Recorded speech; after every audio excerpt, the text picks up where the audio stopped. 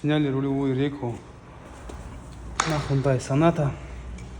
Рейка полностью разбитая после ДТП. Также у нас ремонт электроусилителя руля. Toyota Estima. Были стоки. Так, у нас дальше по Lada Vesta мы закончили.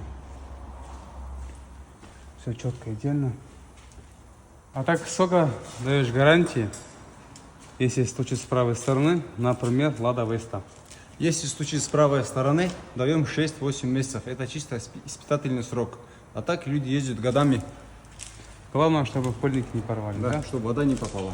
Так что, друзья, следите за пыльниками, чтобы они не порвались, и вы будете ездить